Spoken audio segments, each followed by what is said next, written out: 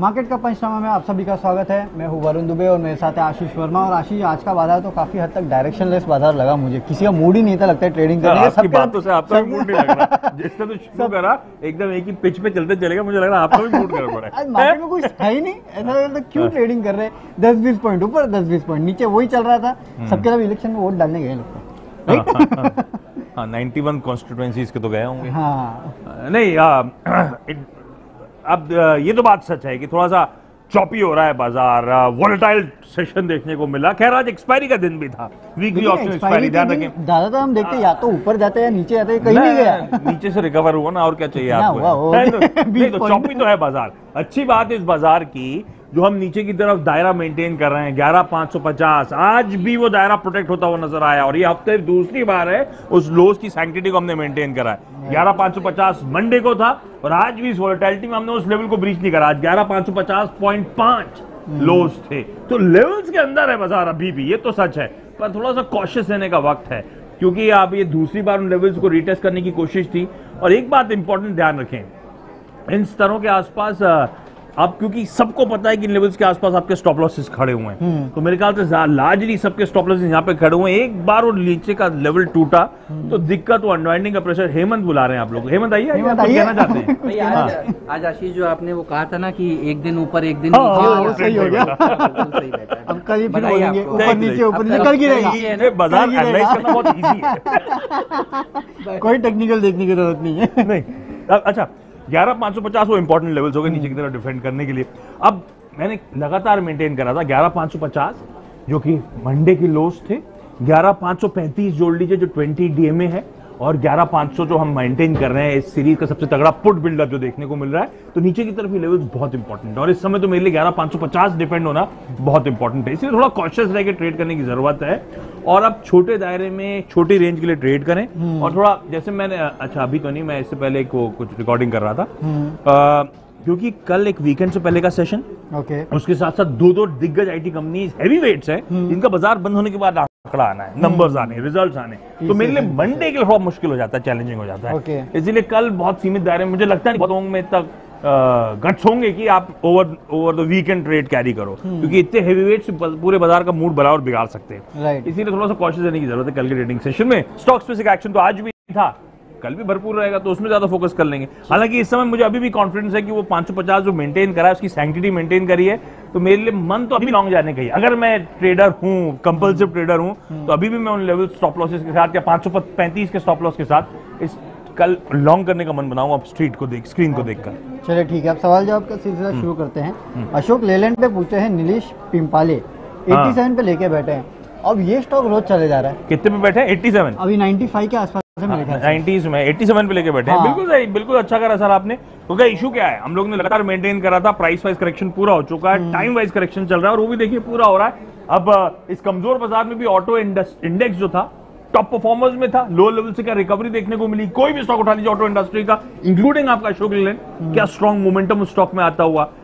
तो अब समझिए आप, ये करेक्शन जो आया था लॉजिकल था, क्योंकि मंथ ऑन मंथ बिक्री के आंकड़े कमजोर हो रहे थे। कमजोर होने के पीछे कई सारे रीजन थे, कंज्यूमर सेंटिमेंट वीक होना, वो एनबीएफसी की लिक्विडिटी क्राइसिस आना, है ना, वो सेल्स डिफर करना, वो सब कुछ रीजन जुड़ गए थे। अब धीरे धीरे हालात सुधरने की कगार पे खड़े हुए हैं और एटलीस्ट स्ट्रीट मान के चल रही है। हम लगातार मेंटेन कर रहे हैं कि अगले क्वार्टर ऑनवर्ड शायद हालात सुधरते हुए नजर आएंगे। और अब धीरे धीरे उसी से पहले वो प्रीएम्प्ट होता है, बाजार हमेशा फ्यूचर को डिस्काउंट करता है। जब फ्यूचर को लेकर क्लैरिटी आनी शुरू हो गई, अब आप देख रहे हैं स्टॉक्स में कन्विक्शन बढ़ रहा है। तो एक मारुति है जो 6100 के लेवल से चलना शुरू हुआ, तो आज 7,500 पे खड़ा हुआ है। अशोक लेलैंड लो लेवल से रिकवर हो रहा है, या कोई भी ऑटो स्टॉक उठा लीजिए, बजाज ऑटो, हीरो मोटोकॉर्प, सब लो लेवल से रिकवर करने की कोशिश कर रहे हैं। बने रहिए सर इस स्टॉक में, कोई इशू नहीं। और रिजल्ट जब आएंगे इस बार, तो मैं पढ़ रहा था कहीं पे कि अशोक लेलैंड के एक्चुअली स्ट्रॉन्ग नंबर्स आने, Q on Q, year on year numbers भी अच्छा आएंगे। और अभी तो नंबर्स ऐसी तस्वीर रिफ्लेक्ट नहीं करेंगे, नंबर्स जो Q1 FY20 के आएंगे उसके ऑनवर्ड हालात सुधरेंगे। चलिए ठीक है, लॉन्ग टर्म के लिए रखे रहिए। और एक सवाल ऐसे ही लॉन्ग टर्म का, रवि मिश्रा का RVNL पे आज की जो लिस्टिंग हुई, रेल विकास, मैंने वही कंफ्यूज हो गया थोड़ा। नहीं, वो ऐसे ही होता है, दिन खराब होता है तो लिस्टिंग भी अच्छी नहीं होती। लिस्टिंग ठीक ठाक हुई, लेकिन इसकी नहीं दिन खराब, ऐसा कोई दिन खराब नहीं होता। बार बार दिन खराब, फ्लैट मार्केट में लालची हो गए। दिन खराब क्या है, सही तो है, दिन में क्या प्रॉब्लम है? The best take money, the bulls take money and, हाँ ठीक है, ये वो हाल था। नहीं ऐसा कुछ भी नहीं हुआ RVNL में, ऐसा कुछ भी नहीं हुआ। आपकी बाइंग क्या थी RVNL में? 19 रुपए की होगी, 18.5 की है ना। मैं रिटेल हूँ, 50 पैसे का डिस्काउंट मिला हुआ है। 19 पे भाव मेंटेन हुआ, क्या दिक्कत है?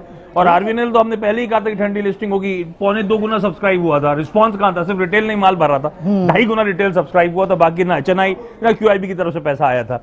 तो आरबीएनएल एक ठंडी लिस्टिंग एक्सपेक्टेड थी। आरबीएनएल को लेकर इसके बीच में वो एक और कौन सा आईपीओ आया था, वो क्या नाम था उसका, मेडिकेयर, मेट्रोपोलिस, इन दोनों को लेकर हमने कहा था कि सबसे ज्यादा कॉन्फिडेंस पॉलीकैब पे आ रहा है, ध्यान रखिए वो एक अच्छी लिस्टिंग मैं अभी भी एक्सपेक्ट करता हूं, बाजार का मूड अच्छा रहा तो। बाकी दोनों एक्सपेक्टेड है कि ठंडी लिस्टिंग होगी, और आरबीएनएल तो बिल्कुल एक्सपेक्टेड था एक ठंडी लिस्टिंग होगी, और ऐसा कोई घबराने वाली बात नहीं है। अब वो रेलवे स्टॉक्स को लेकर कभी कभी सरकारी एकदम से मोमेंटम लौटता है, तो ये बिल्कुल एप्टली प्राइस था, और इसीलिए वैसी लिस्टिंग भी हुई है, वैसी रिस्पॉन्स भी मिला था, इसीलिए ज्यादा घबराए ना। आपने अगर सोच के कुछ लिया था, लिस्टिंग इनके लिया तो जो मिला था आज निकल जाना चाहिए था, तो लॉजिक क्लियर है मेरा। और अगर रखा ही तो लंबी अवधि के लिए, तो फिर वो रिस्क आप कैरी करिए, क्योंकि मैं मानता हूं जैसे राइट्स कभी कभी आप देखते हैं एकदम से उछाल देखने को मिलता है, इरकॉन में कभी भी उछाल देखने को मिलता है, मोमेंटम स्ट्रांग होता है।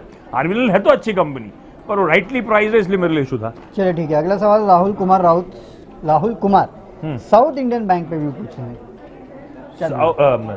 आज चला है शायद वो, है ना, वायदा में भी अच्छा, हाँ मुझे याद आ रहा है। अब साउथ मुझे अब ये रीजनल बैंक्स जो हैं, ये सब रीजनल बैंक्स की कैटेगरी में आते हैं, और ये सब अट्रैक्टिव लग रहा है मुझे। और इसमें सबसे preferred but south Indian bank है, इसीलिए क्योंकि कहने के लिए तो फेडरल बैंक ज्यादा बेहतर प्लेस्ड है एसेट क्वालिटी के लिहाज से, ग्रोथ नंबर्स के लिहाज से, पर उस लिहाज से उसको वैल्यूएशन भी मिले हुए हैं। मेरे ख्याल से अगर मैं FY20 FY21 के हिसाब से प्राइस टू बुक देखूं तो फेडरल बैंक 1.5 टाइम्स पे चलता है इस समय, तो एप्टली प्राइस्ड है। ये जो साउथ इंडियन बैंक है मेरे ख्याल से 0.7 0.8 टाइम्स के आसपास है, और उसके पीछे वजह है क्योंकि इसकी एसेट क्वालिटी पिछले क्वार्टर में डिटोरिएट हुई है, ध्यान रखें। तो एसेट क्वालिटी वोलेटाइल हो रही है इस बैंक की, इसीलिए इस तरह के वैल्यूएशंस हैं। पर जिस तरह की मैनेजमेंट कमेंट्री आई थी लास्ट क्वार्टर में, क्या कहा था उन्होंने कि हालात यहां से सुधरना शुरू होंगे, इनका ना टेलीकॉम जो वरुण का सेक्टर है खराब कर रहा है, ऐसे कई सारे जो और सेक्टर्स है पावर वगैरह, इसमें इनका कोई एक्सपोजर ही नहीं है। तो एसेट क्वालिटी डिटोरिएट होने की कोई रीजन, हाँ एक इशू उन्होंने बताया था एसेट का, एक इंफ्रास्ट्रक्चर प्रोजेक्ट का, वो क्लियर है, बाजार को पता है, वो Q4 में उसका थोड़ा सा पेन आना है, उसके अलावा कोई इशू है ही नहीं। तो इसीलिए मुझे लगता है साउथ इंडियन बैंक इन लेवल्स के आसपास अट्रैक्टिव हो चला है, मूड सुधरा, सरकारी प्राइवेट बैंक में बाइंग आई, तो इवेंचुअली स्टॉक 20 के ऊपर जाना चाहिए, इसीलिए मैं तो मानता हूँ रखिए आप।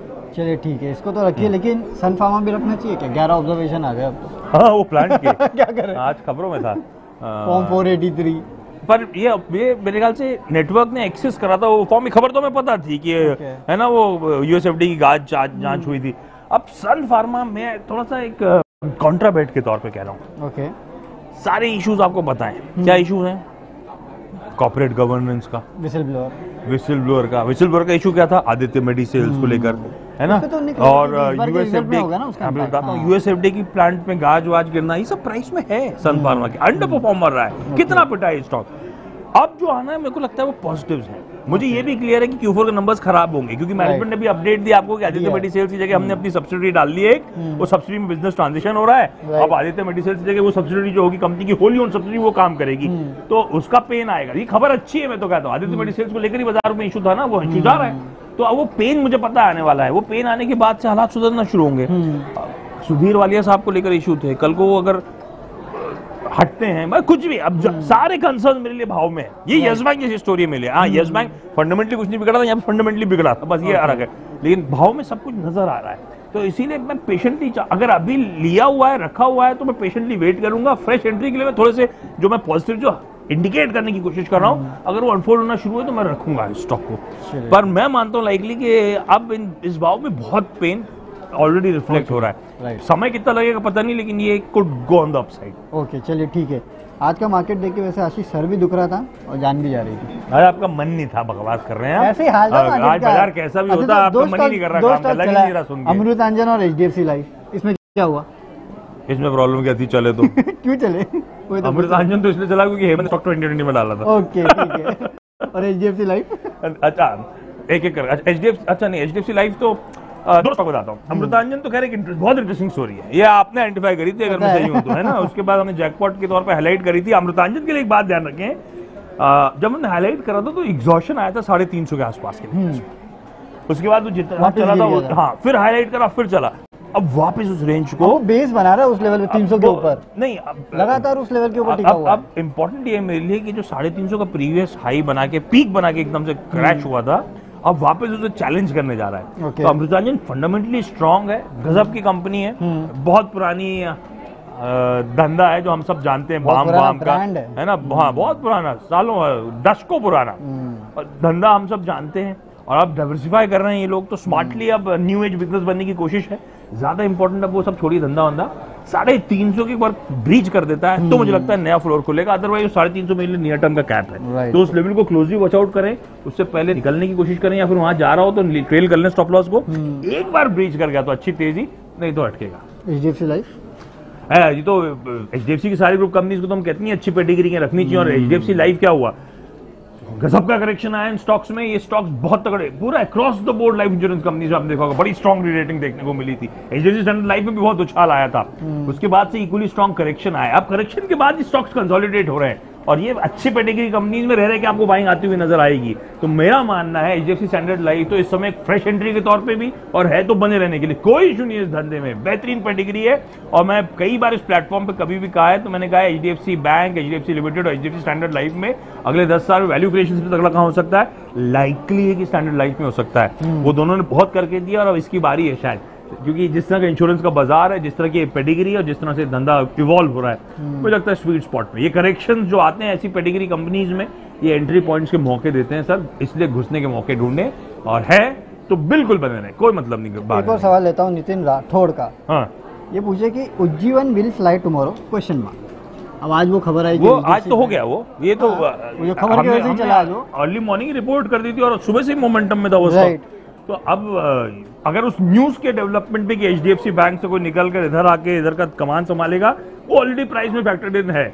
अब ये बात अलग है, आपके पास क्वेश्चन ना करके आपने स्पेसिफिक सवाल उठाया, तो हो सकता है आज अनाउंसमेंट आ रहा हो, आपको पता हो, मुझे नहीं पता। आज शाम को अनाउंसमेंट आ जाएगा तो इस चैनल रिपोर्ट कर रहा, कल सारे चैनल रिपोर्ट कर रहे होंगे, पेपर्स में आ रहा होगा, तो हो सकता है कल एक फिर से तेजी देखने को मिले। तो ये बात आज ये डेवलपमेंट खबरें ये ऑलरेडी पचा चुका है स्टॉक। अब कॉन्क्रीट अगर खबर सही में आ जाती है, रिलीज आ जाती है कंपनी की तरफ से, तो मेरे ख्याल से एक और तेजी का राउंड बन सकता है। नहीं आई तो फिर हो सकता है मुनाफा वसूल। हाँ, ये लाइकली है। अब एक आखिरी सवाल संतोष आखिरी करके आपने तीसरा कर लिया है। क्यों मालूम है क्या, ये काफी बार पूछ चुके हैं बंधन बैंक पे, कंटिन्यू सवाल पूछ रहे हैं कि 100 शेयर है 580 पे क्या करूंगा। क्या भाव है इस समय? मुझे तो भाव याद नहीं है इसका। हाँ, तो ये गड़बड़ हो गया। मैं जेनरिक बता देता हूँ, बंधन बैंक का भाव के साथ कल इसी प्लेटफॉर्म पे बताऊंगा आपको। जेनरिक ये कि बंधन बैंक थोड़ा सा वो ट्रांजिशन फेज से गुजर रहा है। अब वो ग्रुप फाइनेंस का एक्विजिशन होना, उसे डाइजेस्ट करना, और ऊपर से मेरे लिए एक और इशू है कि इस इशू क्या हुआ था, जो प्रमोटर्स की होल्डिंग बहुत तगड़ी है, वो रिडक्शन की बात, रिडक्शन का एक चीज उन्होंने ग्रुप फाइनेंस के जरिए करा है, लेकिन अभी भी स्टेक रिड्यूस करना है ना, अभी और इनकी बाइंग क्या है 580। ठीक है, पर कोई घबराने वाली बात नहीं है। मेरे लिए इशू ये है, एक बड़ा ओवरहैंग खत्म हुआ है कि प्रमोटर्स ने वाकई आरबीआई की लाइंस को मानते हुए रिडक्शन करने के लिए ग्रुप फाइनेंस का विलय करा। अब वो प्रक्रिया चल रही है, तो उसका थोड़ा सा पेन है, इसलिए स्टॉक बहुत आउट परफॉर्म करेगा नहीं। दूसरा, जब ये सब डाइजेस्ट हो जाएगा, जब स्टॉक चलना शुरू होगा, तो दूसरा ओवरहैंग बनेगा, क्योंकि प्रमोटर्स का अभी भी थ्रेशोल्ड लिमिट से ज्यादा स्टेक है, उसे अभी भी रिड्यूस करने की जरूरत है, तो वो ओवरहैंग बना रहेगा। लेकिन बहुत अच्छी पेडिग्री, बहुत अच्छा बैंक, और हाँ धंधा बहुत स्मार्टली जो चलाते हैं गजब के हैं। और ग्रुप फाइनेंस का मर्जर भी मुझे लगता है पॉजिटिव है। एक बैंक और एक एनबीएफसी का साथ आना तो आजकल सब मानते हैं कि हाँ, तो बहुत वेल मैनेज बैंक है। चौकसी साहब ग्रुप फाइनेंस को बहुत स्मार्टली चलाते हैं, अभी भी उसी उनकी रेम्स उसकी इन्हीं के हाथ में। मुझे लगता है इवॉल्व होगा धंधा धीरे धीरे करते हुए, पर आपका भाव आने में कितना समय लगेगा कहना मुश्किल हो गया है सर। 40 रुपए का डिफरेंस है, नहीं तो अब ये चलेगा क्यों? स्टॉप लॉस ये अभी ट्रांजिशन फेज में कह रहा हूँ मैं, ऊपर से एक ओवर आएंगे अभी, तो इसीलिए मेरे पास इस समय बेहतर विकल्प है। इसीलिए मैं इसलिए असमंजस में 40 रुपए मुनाफा बांध लूं, ये सॉरी घाटा लेके कहीं और इन्वेस्ट करूं, या उसमें बना रहा हूं, क्योंकि मैं मानता हूं कि इस बंधन बैंक से ज्यादा अच्छा आउट परफॉर्म कई सारे वो रीजनल बैंक जिनकी हम लोग चर्चा, वो शायद आउट परफॉर्म करते हुए नजर आए। मे भी कर्नाटका, मे भी साउथ, मे भी ज्यादा अच्छा सेफ रखने तो फेडरल बैंक कर लीजिए, तो ज्यादा बेहतर बेट हो सकती है। तो ये सब ज्यादा आउट परफॉर्म कर सकते हैं सर, ये इशू है। तो ये कॉल आपको लेना पड़ेगा कि ये 40 रुपए का, या ये जब भी नैरो डाउन होता है तो वो घाटा बुक करके किसी और में जाऊं, क्योंकि इसमें थोड़े ओवरहैंग लॉजिकली तो रहने चाहिए। डेफिनेटली। चलिए, तो इसमें ओवरहैंग रहेगा तो आप दूसरे स्टॉक, दूसरे बैंक्स वैसे और ले सकता हूँ। पक्का, चलिए ठीक है।